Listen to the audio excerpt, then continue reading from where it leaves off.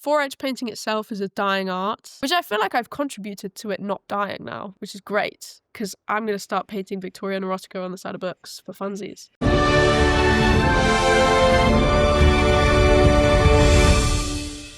Hi, Middle Earthlings, and welcome to my humble home for the artists of the Tolkien sphere, aka the makers of Middle Earth. My name is María. I'm a maker of many mediums, and today we have a very special guest. She is a true master craftsman. Specifically, she is a fore-edge painter, which means she's one of the few people in the world keeping this dying craft alive. She's also the homie, so Maisie Matilda, welcome to the show. Hello, thanks for having me. Cringe course. intro. And I'm You simply deserve the intro. I don't know what to tell you. It's so funny. I had you on my feeds for so many years before I actually met you. And now we're going to the theatre together.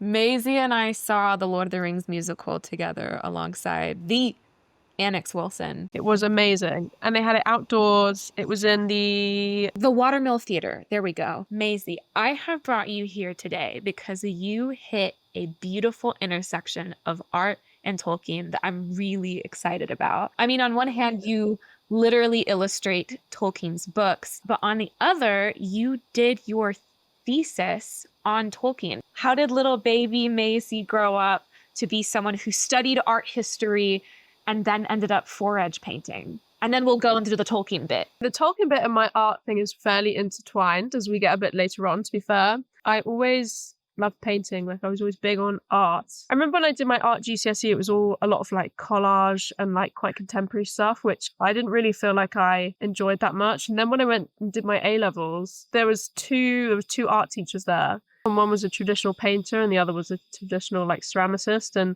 they got really into the kind of more traditional styles of art and painting in particular, like oil paint. Kind of realized when I did the art foundation, because it's like the kind of year-long course you do before you go and do art as a degree. While I was doing that, I was like, wow, I do not want to study art at university, because it was a lot of graphic design and a huge amount of digital art, which I never ever want to do. And I've done it a couple of times since, for necessity, and I hate it.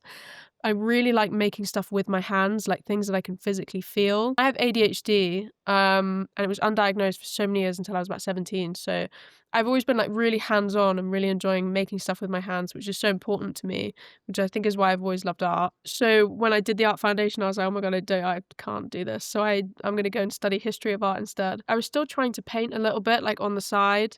But as soon as I hit my third year, I wasn't really creating art at all. And I downloaded TikTok reluctantly. And I'd already seen fore-edge painting a little bit, but I wasn't super familiar with it because it was early medieval English craft. Yeah. And it was done a lot on Bibles to adorn Bibles. And then as the craft progressed, it was done on lots of different types of books. There's a type of fore-edge painting called hidden fore-edge painting, which is when you flex the pages, then you paint them, then you close the book, and then you gild it, so you can't see the image until you flex the pages. It was done on a lot of Victorian erotica, which I think is hilarious. But I'd seen a lot of it being done on Bibles. I studied a lot of Christian art and the Renaissance and even early Christian art and stuff. Anyway, I was scrolling through TikTok and I saw this woman called Brie Marie Paints, and she'd done it on Pride and Prejudice, but it was a hidden fore-edge painting. And I'd hit a real artistic low point where I was didn't know what to do. I knew I wanted to create as a job, but I didn't know how to do that because it's such it seems like a really impossible task to find a career where you can create your own art rather than creating for someone else. So the things that I studied in my art foundation, things like illustration and graphic design and stuff like that and photography, it's always dictated off what a product that someone else wants. And I don't know if I can work really well with that. It's such an unattainable job because no one, people don't necessarily want to buy what you have to offer unless it's something that will suit them or satisfy them. I saw her doing this painting on Pride and Prejudice, and I was like, oh, I could do that on The Hobbit. And I've been a long time Tolkien fan. My dad read me the books from his own copies that he got when he was a little boy. I actually still have the books here. Oh, my heart. Oh, it's a classic edition. Oh my God, look at it. And these were my dad's when he was a little boy. So they're very, very special to me. He read me the books, like, off of these Yeah. as, like, a bedtime story. They are a crazy bedtime story, I can tell you that for free. I was not sleeping. But I'd always loved Tolkien a lot after that, because it was something, like, really, like, intimate between, like, father and child. The amount of time I've spent with my dad, like, him reading The Lord of the Rings to me as a child probably jumps out as the most, like, important and the most treasured. So Tolkien has always been really treasured to me, especially The Hobbit. So I'd seen this woman do the painting on Pride and Prejudice, and I was like, I could do that. I could do that on The Hobbit. I love The Hobbit. I actually don't know of anyone else that's done it on Tolkien, fore-edge painting on Tolkien, before I did it. I would love to find if someone did, because at the moment in my brain, I'm like, I'm the first. Maybe I'm not, though. It might not be true, but in my head I am. So anyway, I tried it on The Hobbit, but I couldn't get it. I wanted it to be a vanishing fore-edge painting. I just guessed how to do it, and it didn't work, obviously. So it ended up being like a fore-edge painting where you could just see it on the edge when it was closed. Speaking of, I have it right now. You have your first one. This was the first one, yeah, because it's so bad I can't sell it. You can kind of see it when it's closed. You can kind of see what I was going for. Like, it looks like it makes sense when it's open. Oh, my heart. Hey, that's really good for a first go. Thank you very much. I was very happy with it. It's a little Gandalf down here. That's a really impressive first go at a really complex piece of art. When is the first time you remember, like, drawing something from Tolkien, whether it was landscapes or character? Like, when did you first see the, like, Tolkienian art seeping into your own work? This one, probably. I think this was probably my first ever Tolkien piece. Well, this was the first, like, official kind of Tolkien piece that I did. But I always loved, I think the reason why, or one of the reasons why Tolkien stood out to me so much was his, like, total preoccupation with, like, nature and, like, how spectacular it can be. And I always loved traditional landscapes. I had a real obsession with this artist called Bierstad, and he does these, like, insane landscapes. I think most of them are based in the States, and they are incredible, and they're massive, and they're so deep. When you zoom in right in on them, it's all so detailed. Every single, like, grid of it is so detailed. And I did a copy of it, and that was my first huge landscape that I did. But I was really into natural landscape, particularly like clouds and trees, and Tolkien's so big on nature, and I'd seen his artwork before. So yeah, I think that's why, like, it resonated with me in the first place, is because it just kind of encapsulated everything that I like. Even things like creatures, magical creatures and stuff. I used to draw a lot of those and doodle them all over my workbooks at school, which used to make the teachers so cross, especially on, like, exam books and stuff. It was like drawing little dragons. I remember in GCSE, which is the exams you do when you're 16, it was like the first exams you have in art. I remember asking my teacher, like, can I do my final project on dragons? She was like, no, that's really juvenile. I was like, it's not. Clearly you've never read the Volsunga Saga, but fine. What is it, do you think, about Renaissance painting, Rococo painting as well, that you're so drawn to? I like Renaissance art to study. A lot of it's not necessarily that I like it for its visuals, but I love, like, the deeper meaning inside so much of it.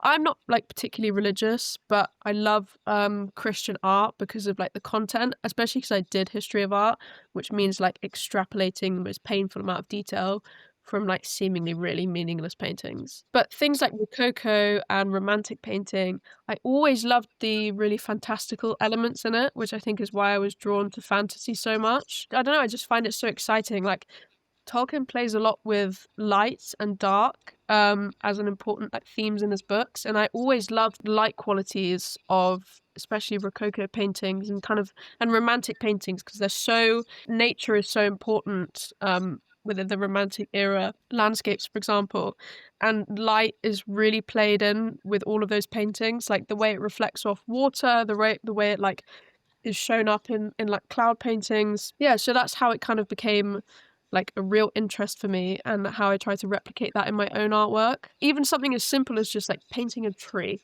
I love painting a tree. And when I'm out on a drive and I see a tree that I like, I'm like, tree. And so I have to stop the car wherever I am, find the nearest lay-by, get out, run to the tree, take a picture of said tree. I have so many pictures of trees on my phone because I'm like, I need to paint that tree and use it in a reference later. All of my paintings, especially the ones that I've like on my own concept art, have a tree somewhere that I've found. I found the most amazing tree the other day, which I think might be my favorite tree that I've ever found. I am also a huge fan of trees. I have an ongoing thread on Twitter of trees I wish I could be. Oh, see, that's a banger. See, that is a tree. Do y'all understand? That is a tree. That is an ancestor. That is a spirit. That is a being. That is a guardian. It's the sexiest tree I've ever seen. Gorgeous. No notes. Anyway, moving on from the trees. No, well, and I think it's so beautiful that like when you consider what books are made of, like there's this like a gorgeous life cycle present in your work when you consider the tree of it all. Like, folks, it's all about the trees. I haven't even really thought about that before. Freaking trees, man. Hello, Middle Earthlings from the editing bay. I'm here to briefly interject this wonderful interview because y'all don't know this, but Maisie and I actually recorded this a long time ago, and since then, she's done some really cool things. Most pressingly, she has collaborated with the Don Marshall, also the homie, on a Today in Middle Earth calendar, the one for 2026. She did the artwork, and guys, it is so gorgeous. Maisie is such an artiste. Like, looking at these paintings, I get really emotional. I almost cried when I saw this one in particular. I know Maisie has poured her heart and soul into this artwork, and Don has poured his heart and soul into the calendar. So if you want to support them, please pre-order one. And also, while you're here, subscribe to Maisie's newsletter. It really helps her as an artist. And of course, follow her on socials, do all the things. But I just wanted to take a second to hype up the homie because she and Don are doing great work. And I think it's really worth it if you love Middle Earth. Okay, that's it for me. Back to the interview. So I love like the like historical academic foundation of your painting because I feel like I meet a lot of people who are one or the other. I feel like I meet a lot of academics, and then I feel like I meet a lot of artists. So I think it's really cool that you've synthesized the study of both so well. Obviously, like part of your study must have incorporated like a lot of practical, like hands-on stuff. How did you notice your work changed by the historical context you were learning in uni? I was really academic. I really like to learn, but I just really struggled to like channel it and focus. I went to university and, did further education and stuff, and that's really important to me. But it was always the difficulty of like applying that, which is why I think I love art, is because I don't need to force myself to focus. I can just focus because I love it.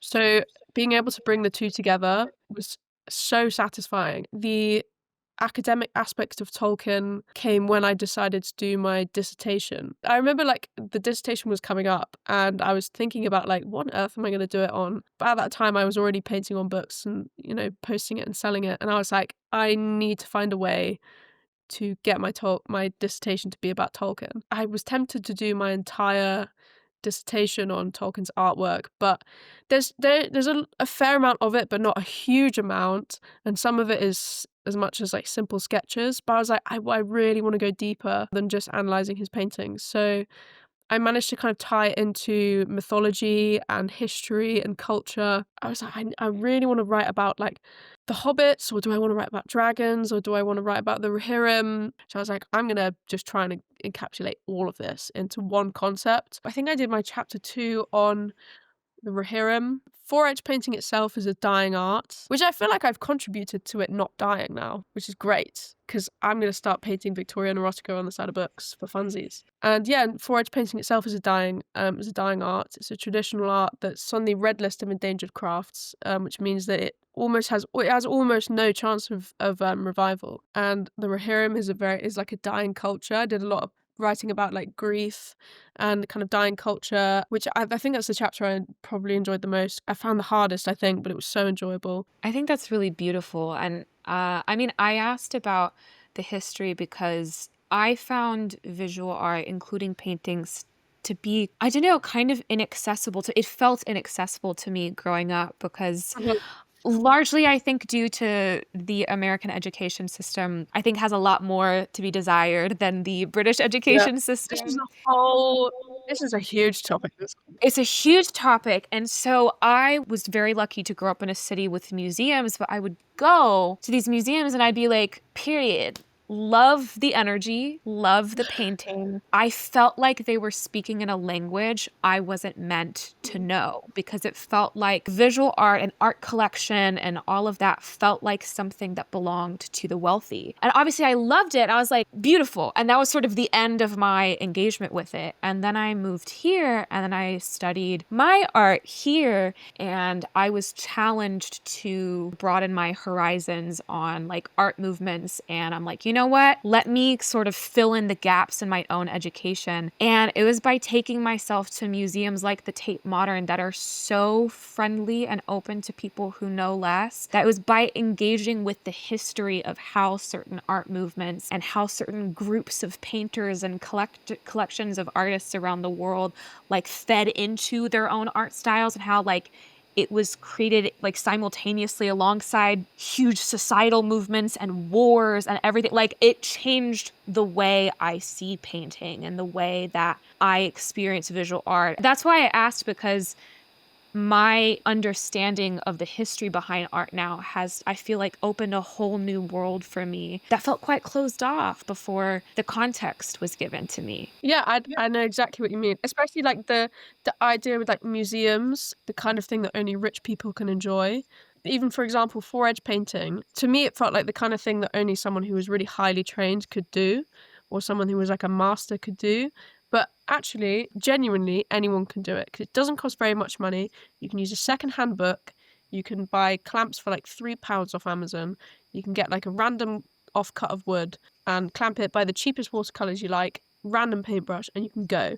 Like, I think it's so nice being able to tear down that like elitist kind of feeling around a lot of forms of art, especially around things like galleries where anyone can go in and enjoy them, even if they are not super arty or they don't know a huge amount of art. It can just be there to be enjoyed. You can go and look at it. You can go and look at a variety of different things, find out what you like, find out what you don't like. You can go and you can have like an amazing experience of really enjoying every single piece of art that you see, or you can go in and like almost have a giggle at how much you don't like it and then go away with a new experience. Like the amount of times I've been to an art gallery and then coming out and I'm like, well, at least I had a laugh. Like, I think more people should go to things like galleries and enjoy them for what they are, and you don't have to feel the same as the person standing next to you. But I think art is so important, whether that be like looking at it or actually making it yourself. I think more people should like make art, even if it's not good. Like, I worried at first when I was doing it. I think I used to have that worry quite often when I used to do paintings, and I'd look at things afterwards and be like, it's not very good. But like, since painting every single day, I'm so happy that I can say this now, but like there's not a single image that I look at and think, I don't know if I can do that. Here's the thing. My parents are like huge fans of you. Oh my God, no, you mentioned it's really so cute. They're like, she can paint anything. She can paint anything and she looks like an angel. And I'm like, yep. You were talking earlier about like the vast landscapes of Tolkien and that artist whose like huge, ginormous landscape you practiced with on your own. Now you work so much in miniature. Has working on a smaller scale changed the way you see detail in everyday life? Yes. Oh my God. I think I'm going to need glasses at some point. I have good vision. I have no problems with my vision. I need to get one of those like microscopic glasses. I don't know if anyone's seen, have you ever seen Atlantis? There's that like mole, that like French guy with those glasses that like zoom in and out. That's going to be me, because I'm going to get a pair of those glasses, because I'm working in the tiniest little, every leaf, every eyelash, every blade of grass, every ripple in the water, every nook in each cloud. That's me. I'm painting that. If I see it, it's going on the paper. Unfortunately, it's on such a minute little space that my paintbrushes are getting smaller and smaller. And I've genuinely been using a paintbrush that is a single hair, and it's getting slightly out of hand. Like, I actually need to get a microscope at some point. Like, it's on such like an unstable surface as well, like on a book. Right. I'm not quite sure how I'm making it work. but like it's working. So it kind of becomes almost obsessive, but like not in an unhealthy way. I've been painting this portrait of Gandalf over and over again for the last like 2 years. It's gotten to the point where I'm painting the pores on his nose. You're But on your way yeah, to painting literal bacteria under a microscope. That's your trajectory right now. don't tempt me. Don't tempt me because I will. Like you said earlier, you have definitely contributed to the like slowing, at least, of the extinction of fore-edge painting. I would say that your bajillion view TikToks are really putting in the work. But do you see yourself like 20 years from now taking on apprentices? Like, do you see yourself passing it on? I would love to do this. I would love to teach this like in person. I need to do like a proper tutorial. I think I kind of have that in the works at the moment, like making a proper video tutorial. But I would love to teach it in person as well. There is actually a fore-edge painter out there at the moment called Martin Frost, who's like one of the last vanishing fore-edge painting professionals full time, and he does it in person. Would love to do that. It would be like a real dream, is to be able to teach other people to do it properly. Coming to my last question here. For some people, it's very simple. For some people, it's a little heavier of a question. What does being an artist mean to you? God. Christ. I think like for me it was a lot of self-direction. I think on the inside I have like so much creative energy, like just the need to be creative from like being in school and doodling all over my books, like on a sports day being sat on the floor because I was never very good at sport, being sat on the floor like braiding bits of grass and like making daisy chains, like any excuse to make something out of my hands, whether that be to doodle or to fidget or to actually make something, to like making bits of art out of things that I shouldn't be making bits of art out of, spending all my free time doing something creative in some way. And even things like daydreaming is such a creative output. To me, it's being able to like put the inside outside, just being able to like express it. Because I think if you don't have anywhere to express it, it'll end up coming out in like in not so good ways. Daydreaming, for example, sounds like such a bad thing. People always like talk it out of you and say like, you know, you should be focusing on this or that. But like I come up with so many ideas when I'm just sat there staring into space. So it's like turning these seemingly unproductive into the productive. Well, Maisie, thank you so much for coming on the show. You're It was welcome. such a pleasure to have you on. Folks, thank y'all so much for tuning in to another episode of Makers of Middle Earth. I will see you all next time in Arda.